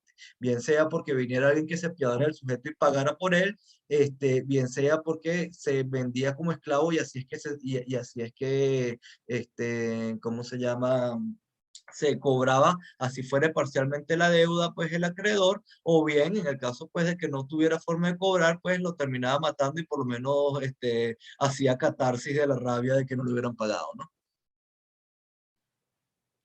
Por último, tenemos entonces lo que se llama la legis actio perpignoris capionem. Aquí técnicamente lo ponemos como parte de las legislaciones porque estaba prevista como tal y así lo encontramos pues en la doctrina, pero técnicamente no se trata realmente de un procedimiento judicial porque se produce sin la intervención del magistrado. ¿Ok? Entonces, en este caso, pues, digamos, no es un juicio como tal, no existe una fase in iure, no existe un magistrado por delante, sino que es simplemente una acción, una actividad ejecutiva que está en cabeza, pues, del acreedor, que tenga un derecho sobre un bien mueble. Entonces, ¿qué ocurre? Luego de dictar la sentencia, donde está acreditado justamente pues ese derecho de ese acreedor, bueno, de ese propietario, lo que sea, bueno, mira, esa cosa es tuya, ese caballo es tuyo, esa carreta es tuya, o lo que sea, entonces, y el obligado no ha cumplido lo mismo, entonces podía este titular del derecho apersonarse y tomar posesión del bien luego de cumplir o dar pronunciamiento a unas determinadas palabras rituales y también hacerlo un acto frente a testigos. ¿Ok? Entonces, básicamente, vamos a suponer el supuesto de que hubiera, bueno, gané el juicio y me tenían que entregar el caballo, pero resulta que el condenado no lo está haciendo, o bueno, se fue y abandonó la cosa allí, entonces llegaba pues este sujeto dictaba unas palabras rituales frente a unos testigos para, digamos, dejar constancia de la formalidad del acto, etcétera, y agarraba su cosa y se la llevaba. Entonces, como no se trataba de un acto frente al magistrado, no es un acto judicial per se, podía incluso realizarse en los días nefastos, en los días no hábiles. Entonces, suponiendo pues que en algunos de esos días donde no había actividades como tal, bueno, igualmente podía hacerse este procedimiento, podía irse pues este propietario, esta persona pues que todavía no se le había dado cumplimiento a su derecho, llevarse a estos testigos y cumplir pues con el acto y de alguna manera consolidar pues lo que había estado establecido en la sentencia. Bien, ¿alguna pregunta hasta aquí? Bueno, con eso terminamos la etapa leyes y acciones y vamos a la etapa perfórmulas, donde también vamos a hablar de cuáles serían las características que les son esenciales y que, por supuesto, la diferencia de la etapa anterior. Entonces, se sustituyeron las solemnidades de los actos y las palabras rituales, entonces ya no más espadita, ya no más palabras y oralidad, sino por formalidades que serían preponderantemente escritas, ¿ok? Entonces, ¿qué es lo que ocurre en estos casos? ¿Cuál es el pretor o el magistrado traslada esas peticiones verbales de las partes a unos documentos escritos con los cuales se daba inicio pues al proceso y bueno, en general pues hacía el orden como debía encauzarse ese proceso. Digamos, este escrito, donde se determinaba cuáles eran cuáles eran los alegatos, qué es lo que querían las partes, todos estos argumentos, todos estos elementos, entonces se incorporaban a este escrito, que es lo que se llama la fórmula. ¿Por qué? Porque ve que existían como unos formatos predeterminados. Ah, bueno, que tú lo que vienes es que te deben un dinero. Bueno, aquí tenemos un formato que rellenamos para eso. Ah, tú estás diciendo que este señor la casa es tuya y está viviendo ahí y no te la quiere devolver. Bueno, tenemos un formato para eso. ¿Ok? Entonces, derivado pues y desde ahí viene pues el nombre pues de que es el proceso per fórmulas o formulario, pues, o sea, que a través de unos determinados formatos preestablecidos. Entonces, en el, en el entendido que existen unos formatos preestablecidos, no podían haber peticiones múltiples o complejas o muy complicadas o que tuvieran varios elementos. Bueno, es que yo te voy a demandar a ti por el caballo que no me has pagado, pero aparte te voy a demandar a ti por el dinero que me debes, pero aparte te voy a demandar a ti por, no sé, bueno, si fuera, no sé, por injuria, ¿ok? Entonces, cada una de estas pretensiones tenían que ser causadas a través de una fórmula concreta. ¿Ok? Entonces, adquiere en esta etapa procesal también suma importancia la figura o el contrato de litis contestatio. ¿Qué significa esto? Esto es algo que ya venía incipiente desde la etapa de las leyes y acciones, pero realmente toma su figura clara aquí. ¿Qué es lo que significa eso? Ok, las partes llegan a un juicio con una determinada expectativa de derecho o alegando o afirmando la existencia de un determinado derecho. ¿Ok? Entonces, uno que afirma la existencia del derecho y otro y intenta pues esa acción contra otro sujeto que habitualmente pues está rechazando o negando la existencia de ese derecho o lo que sea que sea. Entonces, en estos casos, llegado pues a ese proceso, o en uno de estos momentos procesales, ya en el final de la fase in iure, entonces las partes que estaban dispuestas a debatir esto, entonces firmaban un contrato que se llama la litis contestatio. ¿Ok? En ese contrato es básicamente, bueno, tenemos este conflicto, en este conflicto estamos de acuerdo en que lo vamos a definir a través de la decisión que va a dar, pues, que va a dar el juez y me obligo al cumplimiento de lo que derive de esa decisión. ¿Ok? Entonces, básicamente, pues esta era una figura sumamente importante en el sentido de que se reconocía o esas simples expectativas de derechos, esos simples alegatos que tenían las partes de que se quería un derecho que se le reconociera, entonces ya a nivel de este contrato había, digamos, una transmutación de ese derecho. En el momento en el que se iba a ejecutar la sentencia, que hubiera dicho lo que fuera que se iba que se tiene que cumplir, lo que se mandaba a cumplir era el contrato justamente de litis contestatio y no la fuente de derecho anterior que los trajo a juicio. No sé si me entienden la idea. Voy a darle con un ejemplo. Vamos a suponer, yo vengo a través de un contrato de préstamo que tuve con el demandado y entonces le presté un dinero y él no me lo entregó. ¿Ok?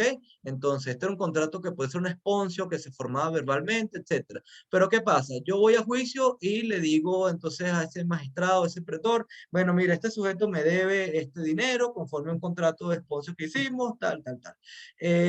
La otra parte viene el juicio y dice, no, no, yo no tengo que pagar ese dinero porque ya yo lo pagué o porque se lo pagué al hermano o lo que quiera efectivamente decir. Entonces, si las partes en ese proceso y firman una litis contestatio donde dicen, bueno, mira, este señor afirma que él le deben un dinero, este señor afirma que ya lo pagó, la fórmula de decidir esto es que se han puesto de acuerdo en que que este litigio lo va a decidir pues a través de esta determinada persona y en definitiva pues las partes se están poniendo de acuerdo en que van a cumplir la decisión que se dicta. Entonces, si venía a futuro, se dictaba la sentencia, perdía una de las partes y esa parte no estaba dispuesta a cumplir, entonces lo que se le ejecutaba, lo que se le pedía era el cumplimiento del contrato de litis contestatio y no de la exponsio, no del préstamo inicial. ¿Por qué? Porque la manifestación en el litis contestatio de cuáles eran los términos litigiosos supercedía, por llamarlo así, a lo que hubiera sido la fuente inicial de la obligación. ¿Lo tenemos claro? Vuelvo y repito.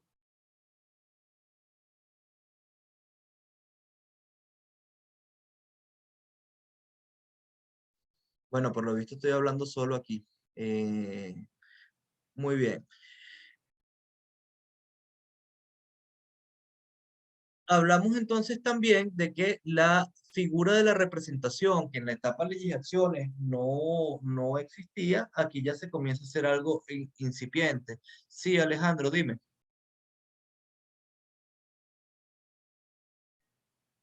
Bueno, entonces ya, digamos, en esta etapa de la etapa per fórmulas, entonces podía una persona, bajo la autorización de otra, ejercer los derechos de este. Digamos, este es el momento en el que ya se comienza a entender la figura, pues, por ejemplo, de la gestio que vimos en lo que respecta, pues, a los curadores, y a los tutores, etcétera. Entonces, es el momento histórico también en el que comienzan a aparecer pues los jurisconsultos, pues digamos las personas que saben y ejercen el derecho de forma profesional, etcétera. Entonces la figura pues de que podía comparecer otro sujeto en nombre o en ejercicio o defendiendo los derechos de los cuales es titular otra persona, se comienza a admitir en estos tiempos, en esta etapa pues del proceso. Eh, el magistrado, entonces, conforme a lo que establecían las partes, determinaba o establecía, pues, el juez al que se le iban a mandar la fórmula, pues, ese acto, digamos, donde el magistrado establece cuáles son los términos litigiosos, qué es lo que se tiene que decidir, etcétera, etcétera, etcétera. Eso ya lo vamos a ver con un poquito más de detalle. También podemos decir como característica que se instauró un mayor y mejor régimen de recursos que pueden ser ejercidos contra la sentencia que se dictara, y también evolucionaron los métodos para la ejecución de la sentencia. Ok, entonces, hablamos de que el procedimiento formulario se basa pues en la existencia de la fórmula, pues de ese formato que rellenaba o que le daba o que organizaba el juez, perdón, el magistrado, y que una vez que estaba creada esa fórmula, incluida la litis contestatio, etcétera, se la mandaba al juez que se hubiera decidido para pues, que se hubiera elegido para que procediera a decidir la causa. Entonces, podemos decir que la fórmula era una instrucción que le daba el magistrado al juez, donde estaba incluido cuáles eran los alegatos de las partes, qué es lo que estaban pidiendo, algunas consideraciones jurídicas que pudiera hacer el magistrado al respecto de lo que se le estaba debatiendo aquí, y entonces, y ordenarle pues al juez que proceda a decidir. Entonces, bajo esa premisa de lo que podía incluirse en la fórmula, tenemos que la fórmula tenía unas partes ordinarias, vale decir que en toda fórmula estaban presentes esos elementos, y unas formas extraordinarias o accesorias que, dependiendo de cada caso concreto, dependiendo de la conducta de las partes, lo que hubieran alegado, dependiendo de la situación, entonces podían estar presentes esas partes del documento, por llamarlo así, o no. Entonces, ¿cuáles serían las fórmulas o las partes ordinarias de la fórmula? La intención. La intención tiene que ver con que efectivamente la determinación de qué es lo que las partes están pidiendo, o qué es lo que el demandante está pidiendo, y qué es lo que el demandado está pidiendo, en el caso de que esté pidiendo algo más allá de que se declare sin lugar la demanda, por llamarlo así. Entonces, la demonstratio a veces podía venir inclusive antes de la intención, que era, digamos, los antecedentes, los argumentos. Bueno, lo que está pidiendo que es que le paguen un dinero, deviene pues de un contrato, de una sponsor que hicieron entre las partes, o bueno, deviene pues de un préstamo que se hizo a los efectos de una expiación naviera que salió mal, o lo que fuera. Entonces, la demostración es como los antecedentes pues que llevan a por qué se está pidiendo tal cosa en el juicio. La condemnatio vendría siendo la parte de la fórmula en la que el magistrado le está diciendo al juez qué es lo que tienes que decidir en el caso de que consideres que una parte o la otra tiene razón. Entonces, si consideras que el contrato de préstamo existió y no se pagó, entonces tienes que declarar pues con lugar, y que se ordene pues el pago de esa cantidad. Por contraposición, si consideras que el préstamo, entonces porque ese contrato fue nulo por tal situación, entonces lo que se tiene que decir es que no se paga la cantidad porque no existe contrato. ¿Ok?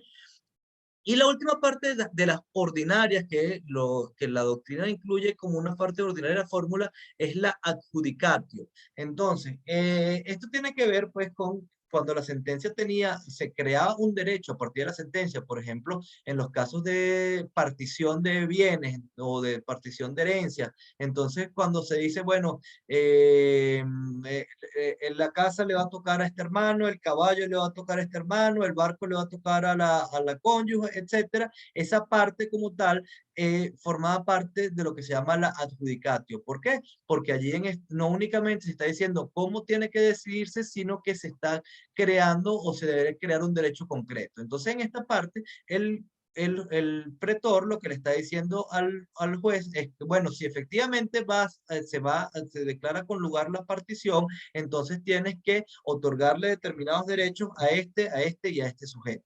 ¿Ok? Si se ve, aunque es una parte ordinaria de la fórmula, realmente no existía en todos los casos porque solo aplicaba para determinados supuestos que son básicamente en esos casos donde había un derecho que se constituía específicamente luego de que era dictada la sentencia, en los casos de herencia, en los casos de sucesiones, particiones, etc.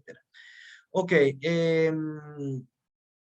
por supuesto, del lado de estas partes ordinarias de la fórmula también podían existir las extraordinarias, como les dije, dependiendo de cuáles fueran determinadas situaciones fácticas concretas o cuáles fueran las conductas de los demandados, de las partes en general. Por ejemplo, si en un juicio nada más habían los alegatos de la parte que está intentando la actio, entonces con la intentio y con la demonstratio vale o basta.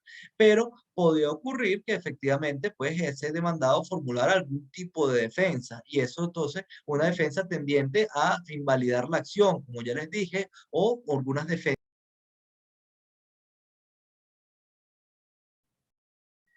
Bien, disculpen que se había ido la conexión. ¿Me están escuchando? Sí, Sí, profesor. profesor. Ok, entonces les estaba diciendo, bueno, vamos a volver a poner la lámina.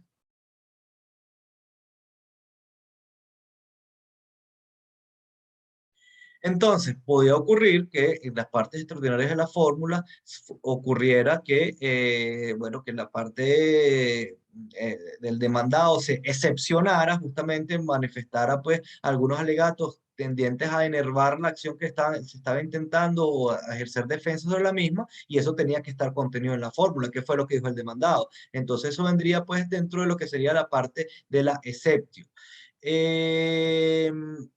Podía ser que frente a esas defensas que hiciera el magistrado, que hiciera el demandado, perdón, la parte demandante justamente hiciera pues algún tipo de contraargumento. Entonces, y de repente frente a ese contraargumento viniera el demandado y dijera algo adicional. Entonces, esto implicaría pues que las figuras pues que les estoy poniendo aquí de la réplica, o sea, replicatio, duplicatio, triplicatio, etcétera, que básicamente sería pues la posibilidad que tienen las partes de argumentar y contraargumentar, lo que podríamos llamar pues en algunos procesos en terminología moderna las réplicas y las contrarréplicas. Y aparte la otra parte extraordinaria de la fórmula podría ser lo que se llama la prescriptio, que en estos casos pues es una manifestación que hace ya no las partes, sino que hace el propio magistrado al juez para que tome en consideración algún elemento jurídico o fáctico jurídico que ya el magistrado ha visualizado dentro de ese juicio. O sea, por ejemplo, bueno, tome en consideración que que el contrato de préstamo fue hecho hace 3 años atrás o 5 años atrás. Esto, digamos, diciéndole al juez que tome en cuenta pues la posibilidad de que exista una prescripción o no, o bueno, alguna otra cosa que el magistrado considerara que era pertinente que estuviera incluida en la fórmula como ilustrativo o como fórmula de canalizar la decisión que tenía que tomar el juez. Bien, ya digamos los últimos puntos que nos quedan para hablar de esta fase de per fórmula sería algo que ya les anticipé que había, digamos, evolucionado de alguna forma la ejecución de la sentencia. Entonces ya en estos casos se aminoró pues la potestad de la ejecutoria personal que podía existir sobre el demandado, en el sentido pues de que ya se podía seguir en vigencia pues la idea de la manus injectio en lo que respecta pues a apresar al sujeto para presionarlo a pagar, pero no para venderlo como esclavo, digamos en la figura pues de venderlo como esclavo y que se consolidara pues esa posibilidad, o incluso matarlo, etcétera. Ya en esta etapa per fórmula, no estaba prevista o no era lícita. ¿Y por qué? Porque sencillamente en paralelo se fueron creando, se fueron inventando algunos mecanismos para ejercer la ejecución de forma más eficiente de lo que fuera la condena y la sentencia directamente sobre el patrimonio del deudor. Y entonces vemos, por ejemplo, que se creó una figura que se llama la bonorum venditio, que significa la venta en masa o global de los bienes del deudor para satisfacer la condena. Entonces, si resulta pues que este sujeto, este demandado que está condenado pues al pago de una determinada prestación, no la está cumpliendo, entonces ya existía frente a los magistrados el poder jurídico de agarrar y ordenar la venta de su patrimonio a través de subasta, pues al mejor postor, etcétera, de manera pues de que con la liquidación de esos bienes pudiera cobrarse el acreedor pudiera cobrarse. El tema que elaboró en Benditio era justamente una orden para vender globalmente en la totalidad del patrimonio de ese deudor, y a veces pues eso digamos pudiera ser excesivo, en el entendido de que de repente si era una deuda de determinada entidad, la venta de la totalidad del patrimonio de ese deudor era excesiva, pues, o cumplía en demasía las necesidades de la ejecución de esa obligación. Entonces se fue creando la noción de otra institución que debería siendo la bonorum distractio, donde se permitía pues esa venta o esa subasta pública o esa enajenación forzosa de los bienes, pero en este caso solo de los bienes individuales que fueran suficientes para saldar la deuda que existía. Por supuesto, pues estas formas de ejecución y corresponden al magistrado en el entendido que el poder de adjudicar o de ejecutar la sentencia es una facultad de la jurisdicción, y que, bueno, le recae pues al funcionario que tiene poder de imperio. Ok, tenemos entonces que los recursos contra la sentencia también evolucionaron y mejoraron en esta etapa, en el entendido pues de que, por ejemplo, prácticamente hasta el inicio del imperio, la sentencia dictada no era susceptible de ejercerse recursos, o en casos muy excepcionales es que se podía ejercer el recurso, pues el que no estaba de acuerdo con la decisión, ejercer pues ese tipo de recurso, ejercer un recurso a ver si podía cambiar esa decisión que hubiera sido tomada. Luego, pues ya digamos, desde los tiempos de Augusto en adelante, se admitió comúnmente que podían ejercerse los recursos contra la sentencia. Y pues, dentro de este catálogo de recursos podemos distinguir pues que aquellos que son de naturaleza ordinaria, los cuales no requieren unas condiciones particulares para su ejercicio, y los recursos que son de naturaleza extraordinaria, que no pueden ser ejercidos sino bajo determinadas características, cuando se producen determinadas situaciones, etcétera. Entonces, dentro de estos recursos que podían ejercerse contra la sentencia en esta fase esta época histórica del proceso, tenemos la apelatio, que es un recurso de naturaleza ordinaria. Se interponía ante el magistrado, el cual hubiera entregado la fórmula, o sea, el que hubiera creado la fórmula y se la hubiera pasado al juez para que decidiera, pero entonces, aunque se interponía esa apelación allí, le correspondía conocer la misma era al magistrado de superior jerarquía. Entonces, lo que se hacía era, bueno, te interpongo la apelación a ti, magistrado, que fuiste el que creaste la fórmula, que mandaste al juez a decidir, pero la decisión de si mi recurso de apelación, si la sentencia que fue dictada es justa o injusta, le corresponde a tu superior jerárquico. Entonces, en grandes medidas, pues esto es, los elementos de esta figura todavía siguen existiendo pues en el recurso de apelación que tenemos en la actualidad. Existía también la revocatio in duplum, de la cual ya les adelanté un poquito. Este es un recurso que es extraordinario, solo podía ser ejercido por aquel demandado que hubiera comparecido al juicio, o sea, aquel demandado que no hubiera comparecido al juicio, que se le hubiera condenado en ausencia, que no hubiera ido a alegar nunca nada a ese proceso, no podía ejercer este recurso. Y tampoco lo podía ejercer por ejemplo, aquel demandante al cual no le hubieran declarado sin lugar la demanda. ¿Por qué? Porque la propia naturaleza del duplum implica que haya una condena. Entonces, si me condenaron a 1000, entonces yo puedo ejercer el duplum y si pierdo, pago 2000. Pero si yo soy un demandante que me dijeron, a ti no se te debe nada, ¿qué duplum puedo ofrecer pues para ejercer el recurso? Pues ninguno. Entonces, por supuesto, los efectos técnicamente del recurso, lo que se pedía era la nulidad de la sentencia, algo pues, digamos, porque hubiera habido algún error en concreto pues en ese juzgamiento. Más allá que en la apelación, digamos, lo que se pide es que se vuelva a analizar el caso concreto. En este caso, pues cuando se pide la nulidad, lo que se está buscando es que se analicen si los elementos formales o materiales que la sentencia tiene que contener fueron cumplidos. Y teníamos también otro recurso importante que es la in integrum restitutio. Ustedes recordarán que hablamos un poco de esto cuando hablamos de la cura minoris y que la cura minoris de esa curatela de menor de 25 años había salido como una directa consecuencia de esta posibilidad del integrum restitutio. ¿Ok? Entonces, ¿qué es esto?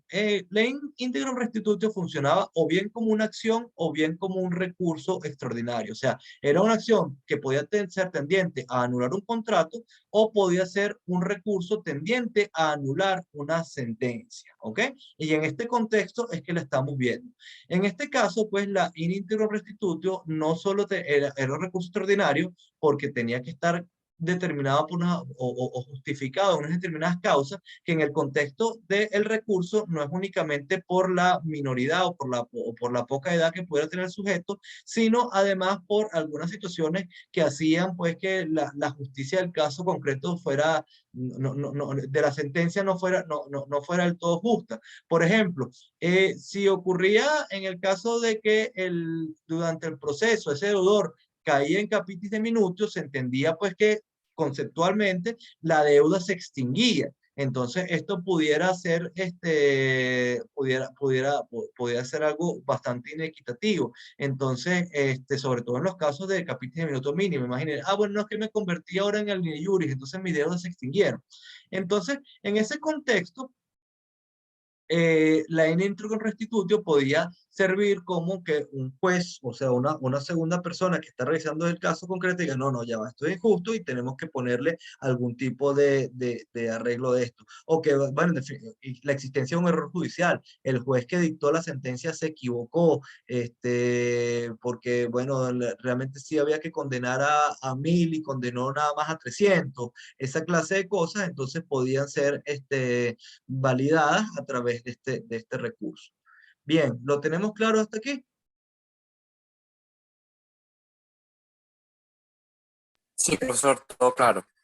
Bueno, espero que sea así porque por primera vez con ustedes en este curso siento que estaba como hablando en una cabina de radio. Muy poco feedback de parte de ustedes. No sé si es que no me expliqué claramente o no sé cualquier cosa. Espero que sí lo hayan captado y lo hayan entendido. Porque, bueno, el tema tiene sus complejidades.